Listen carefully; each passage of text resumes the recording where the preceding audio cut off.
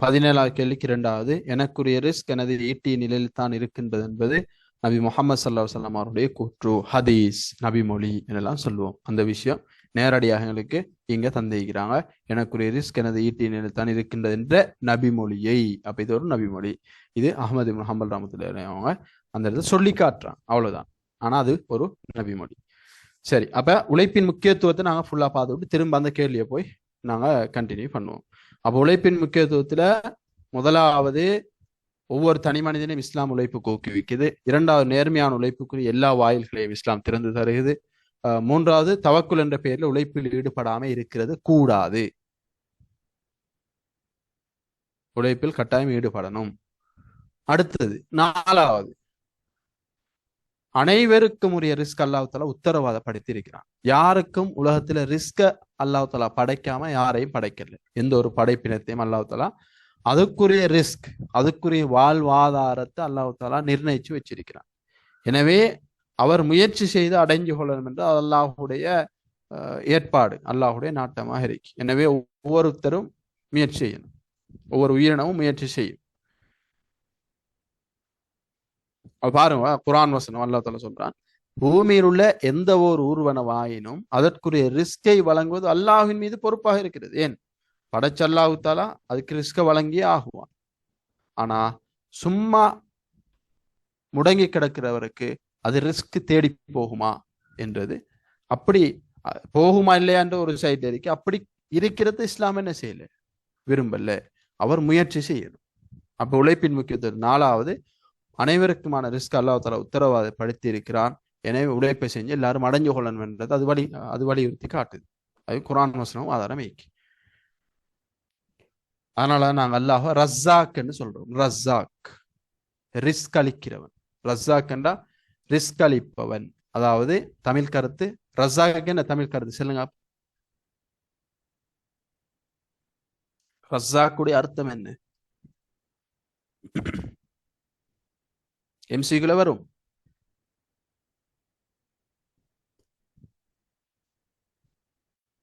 பின்வருவனவற்றில் ரஸாக் என்பதன் பொருளாக அமைவது. எம்சிக்குள்ள வரும். என்ன ஆன்சர் சொல்லுங்க பாப்போம். ரஸாக் என்ற என்ன? இரணம் அளிப்பவன் என்று சொல்லலாம். வேற? இரணம் அளிப்பவன், உணவளிப்பவன், வாழ்வாதாரம் அளிப்பவன், எல்லாம் ஒன்றுதான்.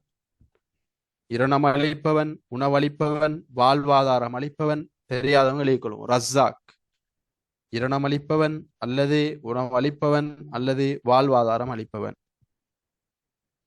எல்லாம் ஒன்றுதான். அப்ப ரிஸ்க்ன்றது நாங்க சாப்பிடுற சாப்பாடு மட்டும் ரிஸ்க் இல்லை. நாங்க சுவாசிக்கிற காற்று, நாங்க அனுபவிக்கிற உலக வாழ்க்கையை அனுபவிக்கிறது எல்லாம் ரிஸ்க் தான்.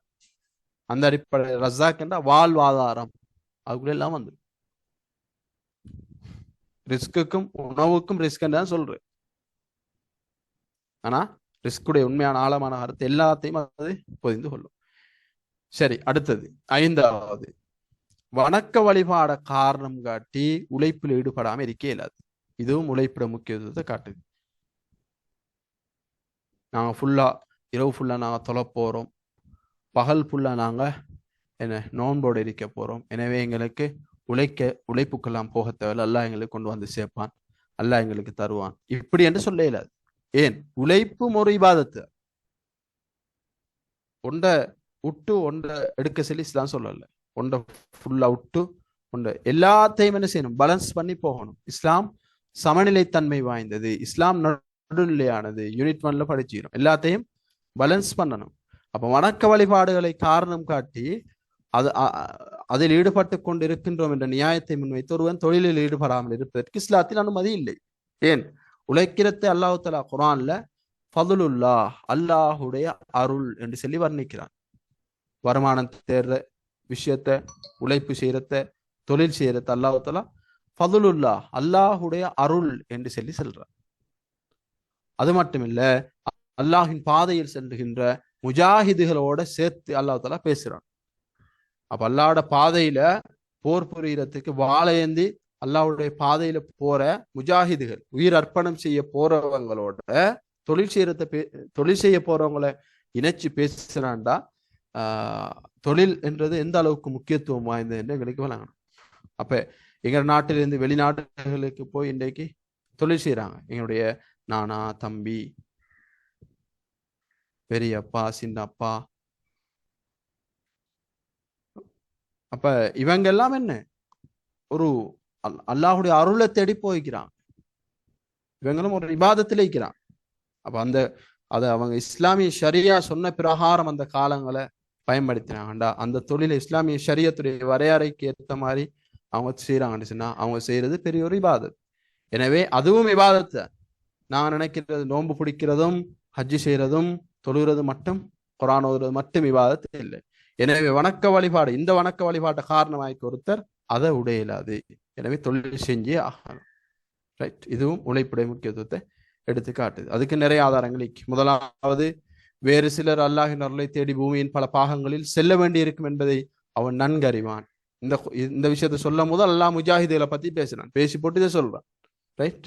இந்த குரான் வசனம் எல்லாம் நீங்க முஸாமிலுடைய 20ஆவது வசனத்தை பார்த்தா அந்த வசனத்தை ஃபுல்லா பார்த்தா உங்களுக்கு விளங்கும். அடுத்து இரண்டாவது, உமர் இப்னு ஹத்தாப் ரலியல்லாஹு அன்ஹு அவர்கள் குறிப்பிடுகிறார்கள், ஜிஹாது கழுத்த நிலையில் நான் அல்லாஹின் அருளை தேடிக்கொண்டிருக்கும் வேளையில் எனக்கு மரணம் சம்பவிக்க வேண்டும் என்று விரும்புகிறேன். அப்ப ஒன்று ஜிஹாதுல மரணம் வரணும், அப்படி இல்லைண்டா நான் உழைப்பு செய்யும் போது தொழில் செஞ்சு கொண்டிருக்க போல மரணம் வரணும் என்று நான் விரும்புகிறேன் என்று உமர் ரலியல்லாஹு அன்ஹு சொல்லிக்கிறான். அப்ப உழைப்புன்றது எவ்வளவு முக்கியமான ஒரு அமலாக பார்க்கப்படுகின்றது எங்களுக்கு இதன் மூலம் வழங்குது. அடுத்து மூணாவது, நம்பிக்கையும் நீதமும் உள்ள வியாபாரி மறுமையில் நபிமார்கள், சித்திகீன்கள், சுஹதாக்கள், அதாவது ஷஹீதுகளாயுடன் இருப்பான் என்று கூறி வியாபாரத்தில் ஈடுபட ஊக்கமளித்துள்ளார். அப்ப இந்த ஒரு பிசினஸால வியாபாரம் செய்யறதால நபீர இடத்தை நபிமார்களோட கியாமத்தினால இருக்கிற பாக்கியம் கிடைக்குது. அப்ப உழைப்புன்றது ஒரு சாதாரண விடயம் அல்ல. அதுல ஷரியத்துடைய முறைப்பிரகாரம் அந்த உழைப்பு செய்யப்பட்டா அது ஒரு மனிதனை எங்கேயே கொண்டு போய் வைக்கும் என்றது எங்களுக்கு விளங்குது. எனவே உழைப்பின் முக்கியத்துவம் இந்த ஹதீஸ் இந்த குரான் வசனங்கள் மூலமாக விளங்குது. அதாவது வணக்க வழிபாட்ட காரணம் காட்டி உழைப்பை நாங்க தடை செஞ்சு வாழ இயலாது. அடுத்து ஆறாவது, நபி ஸல்லல்லாஹு அலைஹி வஸல்லம் அவர்கள் கைத்தொழில் முதலானவற்றின் முக்கியத்துவத்தை பல சந்தர்ப்பங்களில் எடுத்து கூறியுள்ளார். இப்ப கைத்தொழில் அதுவும் இஸ்லாத்துல முக்கியத்துவப்படுத்தப்பட்ட ஒன்று. அதுக்கும் ஹதீஸ் ஆரம்பிப்பாரும், ஒருவன் சுய தொழில் மூலம் பெற்ற வருமானத்தை கொண்டு உட்கொள்ளும் உணவை விட வேறு சிறந்த உணவை உட்கொள்வதற்கு இல்லை. அப்ப ஒருவன் அவன் சாப்பிடுற உணவுலே சிறந்த உணவு சுய தொழில், அவனாக ஒரு தொழிலை செஞ்சு அவன் சம்பாத்தியத்துல சாப்பிடுற மாதிரி ஒரு சிறந்த சாப்பாடு இல்லை. அதாவது கைத்தொழில் தான் இங்க மென்ஷன் பண்ணப்படுறது. அடுத்து பாருங்க, எவர் ஹலாலான உழைப்பில் ஈடுபட்டு களைப்படைந்த நிலையில் ஓர் இரவை அடைகிறாரோ அவர் பாவங்கள் மன்னிக்கப்பட்ட நிலையில் அவ்விரவை அடைந்தவர் ஆவார். அப்ப பகலெல்லாம் தொழில் செய்யறார், தொழிலை செஞ்சு போட்டு நைட்ல என்ன செய்யறான், ரெஸ்ட் எடுக்கிறான். அப்ப அவரோட பாவம் மன்னிக்கப்படுது. அப்ப உழைப்பு ஒரு இபாதத், உழைப்பு ஒரு மிகப்பெரிய ஒரு அமல். உழைப்பால மனிதன் அந்தஸ்து அல்லாஹ் உயர்த்தி கொடுக்கிறான். ஆனா உழைப்பு மாதிரி இருக்கணும். பர்ல தொழுகாம செய்யற உழைப்பு, போதை வஸ்துக்களை விற்பனை செய்யறது, அந்த உழைப்பால வார வருமானத்துல ஜகாத்தும் இல்லை, சதக்காவும் இல்லை, அதை சரியான முறையில் அந்த உழைப்பை பயன்படுத்துறல்ல, மோசடி செய்யற, உழைப்புல சரியாக ஈடுபடுறல்ல, நேரத்தை சரியாக கொடுக்காம நேர மோசடி செய்யற, இந்த உழைப்புக்கெல்லாம் இது வராது. நீதியாக நேர்மையாக தான் செய்யற உழைப்புல சரியாக நடந்து கொண்டா இந்த ஹதீஸுக்குள்ள இருக்கிற அந்த சிறப்பெல்லாம் ஒரு உழைப்பலி கிடைக்கும். அப்ப ஆறாவது, கைத்தொழில முக்கியத்துவத்தை நபி ஸல்லல்லாஹு அலைஹி வஸல்லம் பல சந்தர்ப்பத்தை எடுத்து கூறுகிறான். அடுத்து ஏழாவது பாரும், அல் குர்ஆன் பல்வேறுபட்ட கைத்தொழில்களை குறிப்பிட்டு அவற்றை அல்லாஹ்வின் அருள் என்று சொல்லி அல்லாஹ் தஆலா குர்ஆன்ல வர்ணிக்கிறான். அப்ப இதுவும் உழைப்பிட முக்கியத்துவத்தை எடுத்து காட்டுது. உழைப்பில் ஈடுபடுறத ஃபதுலுல்லாஹ், அல்லாஹுடைய அருள் என்று சொல்லி அல்லாஹ் தஆலா பேசுறான். எனவே இதுவும் உழைப்பிட முக்கியத்துவத்தை எடுத்து காட்டுது. இதுக்கும் ஹதீஸாதான் புகாரி முஸ்லிம் கிரந்தங்கள்ல பதிவு செய்கிற ஹதீஸ் ஆதாரங்கள் வந்திருக்கு. இது பெரிய ஒரு பாடம். ஆனா விஷயத்தை நீங்க விலைங்க எடுத்தா சரி ஈஸி. முக்கியத்துவம் கேட்டா உங்களுக்கு எக்ஸாம்ல கேட்டாலும் நீங்க 5 பாயிண்ட்ஸ் எழுதினா போதும். இதுல சந்திக்கிற மாதிரி விதையிலாவது நாங்க படிக்கிறோம். அடுத்து பாருங்க, எட்டாவது, உழைக்கக்கூடிய சக்தி உள்ள ஒருவர் எவ்வித தொழிலும் செய்யாமல் இருக்கிறது ஹராம். ஒருத்தருக்கு உழைக்கலும் தொழில் செய்யலும் உடல்ல சக்தி இருக்கு, ஒன்றும் செய்யாம சும்மா வீட்டிலேருந்து இன்னொருத்தரையே சாப்பிட்டு கொண்டு இருக்கிறார். இல்லாட்டி சும்மா வீட்டிலேயே கிடக்குறார். இல்லாட்டி சிலவங்களை பார்க்கலாம், நீங்க ரோட்ல நின்று திரிவாங்க. அவங்களுக்கு உழைக்கலும் சக்தி இருக்கு. இப்படியானவங்க உழைப்பு செய்யாம இருக்கிறது ஹராம். அவங்க உழைப்பு செஞ்சு ஆகணும். அப்ப இந்த சட்டமும் உழைப்பு எந்த அளவுக்கு மனித வாழ்க்கையில முக்கியமான ஒன்று என்றத எங்களுக்கு காட்டுது. உழைக்காம சக்தி உள்ள ஒருத்தர் உழைக்காம இருக்கிறது ஹராம் என்று இஸ்லாம் சொல்ல வேண்டாம். உழைப்பு அந்த அளவுக்கு முக்கியமான ஒன்றாக காணப்படுது. அதனாலதான் நாங்க பார்க்கிறோம் ஜக்காத்துடைய பாடம் யூனிட் 5ல நீங்க படிச்சீப்பேல் சிலருக்கு ஜக்காத் கொடுக்கிறது கூடாது. அதில் ஒன்றுதான் வசதியுடையவருக்கு உழைக்கும் சக்தி பெற்றவருக்கு ஜக்காத்தில் பங்கில்லை என்று நபி ஸல்லல்லாஹு அலைஹி வஸல்லம் சொல்லிக்கிறான். ஜக்காத் இவர்களுக்கு ஹலாலாக மாட்டாதுன்னு சொல்லிக்கிறான். எனவே உழைக்கிற சக்தி இருக்கிறவருக்கு ஜக்காத் கொடுக்க இயலாது. அவர் ஜக்காத் பெறக்கூடிய கூட்டத்தில் அவர் வர மாட்டார். அவருக்கு ஜக்காத் கொடுக்கிறது ஹராம். அடுத்து 9வது 3 முக்கிய பணிகள் நாங்க யூனிட் 1ல படிச்சுக்கிறோம். மனிதனுக்கு அல்லாஹ் 3 முக்கிய பணிகளை வழங்கி இருக்கிறார். ஒன்று இபாதத், அடுத்தது ஹிலாஃபத், இமாரத். இந்த 3 முக்கிய பணிகள்லையும் இமாரத் என்ற 3வதோடு உழைப்பு தொடர்பு படுகிறது. அப்ப உழைப்பு எதுக்குள்ள வரும்? 3 முக்கிய பணிகள்ல இமாரத். எம்சிக்கு கேள்வி எல்லாம் செஞ்சோம். யாபமிக எக்ஸாம்ல இந்த கேள்வி வந்துருந்துச்சு.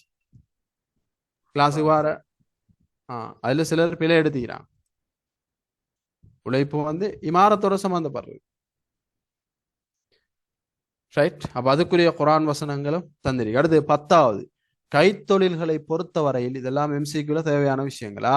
கைத்தொழில்களை பொறுத்தவரையில் ஃபர்லு கிஃபாயான கூட்டுக்கடமையாக இஸ்லாம் அவற்றை கருதுகின்றது.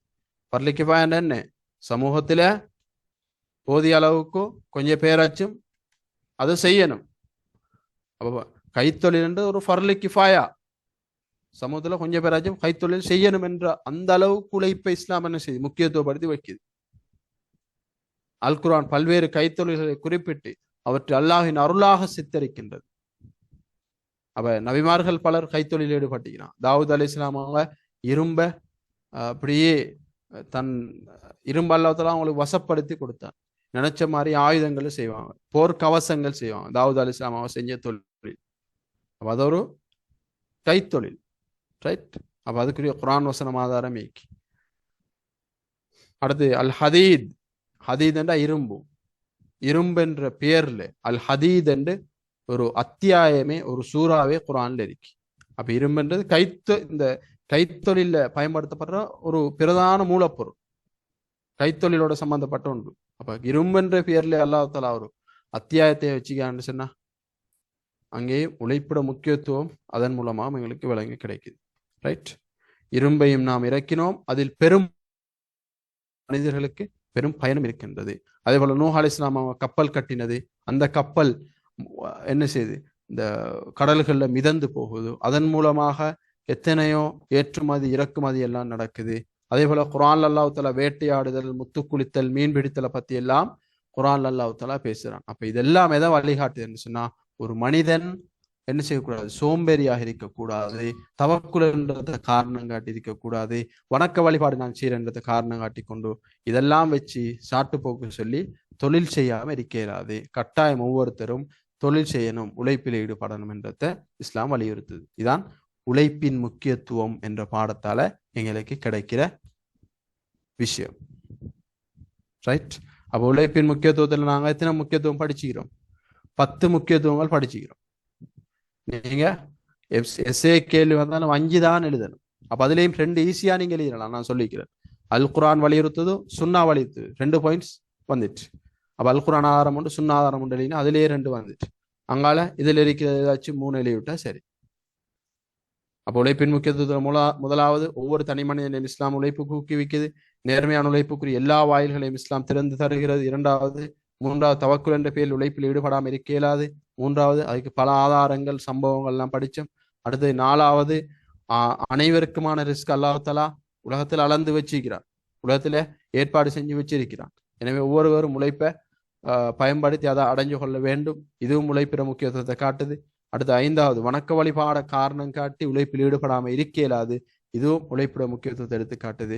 அடுத்து 6வது உழைப்பு, அதாவது நபி ஸல்லல்லாஹு அலைஹி வஸல்லம் அவர்கள் கைத்தொழில் முதலானவற்றின் முக்கியத்துவத்தை பல சந்தர்ப்பங்கள் எடுத்து கூறியிருக்கிறாங்க. அதுக்கு பல ஹதீஸ்கள் ஆதாரங்களாக இருக்கு. எனவே இதுவும் உழைப்பிட முக்கியத்துவத்தை எடுத்து காட்டுது. 7வது அல் குர்ஆன் கைத்தொழில்களை பத்தி பேசுது. அது மட்டும் இல்லை, அது அல்லாஹுடைய அருள் என்று சொல்லி பேசுது. இதுவும் உழைப்புடைய முக்கியத்துவத்தை எடுத்துக்காட்டுது. எட்டாவது, உழைக்க சக்தி இருக்கிற ஒருத்தர் உழைப்பில் ஈடுபடாமல் இருக்கிறது ஹராம் என்று இஸ்லாம் சொல்லுது. ஜக்காத்தும் அவருக்கு கொடுக்க இயலாது, அதுவும் அவருக்கு ஹராம் என்று சொல்லுது. அந்த அளவுக்கு உழைப்பிட முக்கியத்துவத்தை இஸ்லாம் வழிகாட்டுது. அடுத்து ஒன்பதாவது, மூன்று முக்கிய பணிகள் அல்லாஹ் தாலா தந்திக்கிறான். இபாதத், ஹிலாஃபத், இமாரத். இதுல இமாரத்துல உழைப்பும் ஒன்றாக இருக்கு. எனவே ஒவ்வொரு மனிதனும் உழைப்பில் ஈடுபட்டே ஆகணும். அடுத்து பத்தாவது, கைத்தொழிலை பொறுத்தவரையில் இஸ்லாம் ஃபர்லி கிஃபா எனக்கூடிய ஒரு கூட்டு கடமையாக வச்சிருக்கி. இதுவும் உழைப்புடைய முக்கியத்துவத்தை எடுத்து காட்டுது. எனவே உழைப்பின் முக்கியத்துவம் என்ற பாடம் தான் நாங்கள் இப்போ பார்த்தது. அந்த பாடத்துக்குள்ள இருந்துதான் இந்த 17வது கேள்வி வந்திருக்கு. அதுக்கு நாங்கள் ஆன்சர் பார்த்துட்டோம். எனது ரிஸ்க் எனது ஈட்டி நிழலில் தான் இருக்கின்றது என்றது இதன் மூலமாக என்ன விளங்குது? ஈட்டி நிழலில் தான் என்று சொன்னா வெறும் தவக்குள் மட்டும் இருந்து போதாது, முயற்சி இருக்கணும். ஈட்டியை கொண்டு போய் அம்பை கொண்டு போய் வேட்டையாடி என்ன செய்யுது, விலங்குகளை வேட்டையாடி உணவாக எடுக்கப்படுது. அப்ப அங்க முயற்சி, பெரிய முயற்சிகள் நடக்குது. இது நபி ஸல்லல்லாஹு அலைஹி வஸல்லம் அவங்க சொன்ன கூற்று. அதான் நாங்க இதுல பார்த்துட்டோம்.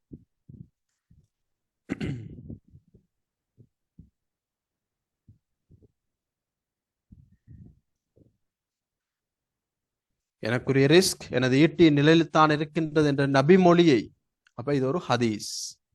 அப்ப பேஜ் நம்பர் எல்லாத்தையும் நான் உங்கள்ட்ட சொன்ன நோட் பண்ணிக்கொள்ள சொல்லி 27வது 28வது பேஜ், உழைப்பின் முக்கியத்துவம் என்ற பாடம் யூனிட் 7ல இருந்து இந்த 17வது கேள்வி எழுக்கப்பட்டி. விளங்கிட்டா? ரைட். இப்ப படிச்சதுல எதுவும் சந்தேகம் இருந்தா கேளும். இந்த கேள்வியில இப்ப நாங்க படிச்ச உழைப்பின் முக்கியத்துவம் என்ற பாடத்துல எதுவும் டவுட் இருந்தா கேளும். இந்த கேள்வியை மையமாக வச்சு உழைப்பின் முக்கியத்துவம் என்ற அந்த பெரிய ஒரு சாப்டரை நாங்க பார்த்து முடிச்சிட்டோம். உழைப்பின் முக்கியத்துவத்துல வேற எஸ்ஏ கேள்விகள் இருக்கு. நீங்க பாஸ் பேப்பர்ல எடுத்து பார்க்கலாம், அதை செஞ்சு பார்க்கலாம்.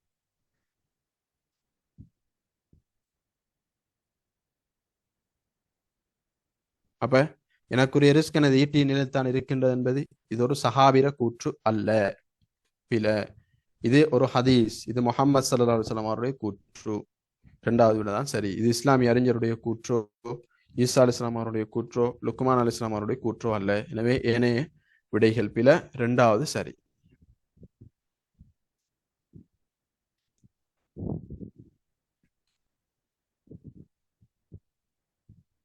அப்ப இதுல வேற உங்களுக்கு விளங்கப்படுத்துற அளவுக்கு வேற ஒன்றும் பெருசா இல்லை. சரி, இந்த சம்பவத்தை கொஞ்சம் ஒரு ஆள் சொல்லுங்க பாப்போம்.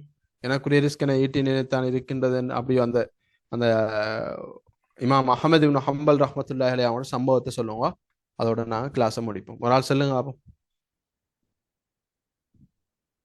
இமாம் அஹமது இப்னு ஹம்பல் ரஹ்மத்துல்லாஹி அலைஹி அவங்களோட சம்பவத்தை சொல்லுங்க.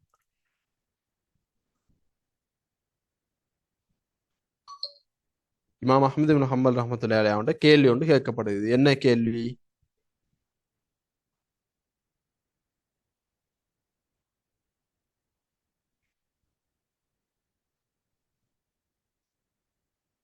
சொல்லுங்களேன்.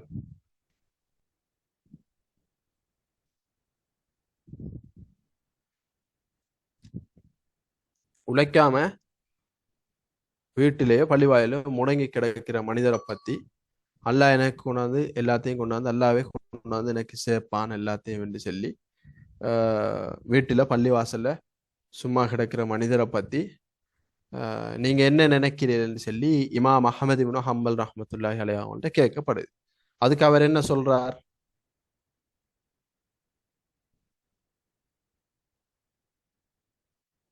என்ன சொல்றார்? அவன் அறிவில்லாதவன், எனது ரிஸ்க் எனது ஈட்டி நிழலில் தான் இருக்கிறது என்ற நபி மொழியை அவன் கேட்டதில்லையா? அவன் அறிவில்லாத ஒரு மனிதன் என்ன சொல்லப்பட்ட ஒரு ஹதீஸ் சொல்லி காட்டுவார். என்ன ஹதீஸ்? எனக்கு ரிஸ்க் எனது ஈட்டி நிழலில் தான் இருக்கின்ற என்ற ஹதீஸ் அவருக்கு தெரியாதா? அவர் அந்த ஹதீஸை கேட்கலையா? அப்ப அந்த ஹதீஸ்ல இருந்து விளங்குது, நபி அவங்களே சொல்றாங்க நானே வேட்டையாடித்தான் சாப்பிடணும் என்று சொல்லிக்கிறாங்க மறைமுகமாக. அந்த ஹதீஸா தான் சொல்லுது. அப்ப நானே தவக்குல் என்ற பேர்ல சும்மா இருக்கல, போய் என்ன செய்யறேன், வேட்டையாடி உணவு பெற்றுக்கொள்றேன். அப்ப என்னோட தவக்குலு மீக்கு உழைப்பு மீக்கு என்ன நபி ஸல்லல்லாஹு அலைஹி வஸல்லம் சொல்றாங்க. அப்ப இந்த ஹதீஸை எனது ரிஸ்க் எனது ஈட்டினில் தான் இருக்கின்ற இந்த ஹதீஸ் அந்த மனிதன் கேட்கலையா? அப்ப அவன் ஒரு அறிவில்லாம மனிதன் அப்படி செஞ்சானண்டா தவக்குல மட்டும் காரணம் காட்டி இழப்பு செய்யாம இருந்தான்டா அவன் ஒரு அறிவில்லாத மனிதன் என்று சொல்லி இமாம் அஹமது இப்னு ஹம்பல் ரஹ்மத்துல்லாஹி அலைஹி அவங்க சொல்லி காட்டுறாங்க. அப்ப எனவே இது ஒரு ஹதீஸ். அந்த சம்பவம் தான் நாங்க இதுல படிச்சது. விளங்காதவங்க தெளிவில்லாதவங்க இன்னொரு தரம் கிளாஸ் முடிஞ்ச பிறகு இதை பாருங்க. 3வது முக்கியத்துவத்துல 4வது ஆதாரமாக இந்த சம்பவம் எங்களுக்கு கொடுக்கப்படுது. 3வது முக்கியத்துவம் தவக்குள்ள பேர்ல உழைப்பில் ஈடுபடாம இருக்க கூடாது. இது உழைப்பிட முக்கியத்துவத்துல 3வது பாயிண்டாக நான் படித்தோம். அதுல பல சம்பவங்கள் போட்டிக்கு அதுல ஒரு 4வது சம்பவம் தான் இது. இமாம் அஹமது இப்னு ஹம்பல் ரஹ்மத்துல்லாஹி அலைஹி அவங்களோட சம்பவம். அதுதான் அந்த ஹதீஸை அவங்க சொல்லி காட்டுறாங்க. ரைட், அப்ப கிளியர் தானே பாடம்? சரி, இன்ஷா அல்லாஹ் நாங்கள் அடுத்த கிளாஸ்ல அடுத்து ஜக்காத்தோட சம்பந்தமான ஒரு கேள்வி வந்து அதை அடுத்த கிளாஸ்ல பார்ப்போம். அஸ்ஸலாமு அலைக்கும் வரஹ்மத்துல்லாஹி வபரகாத்துஹு.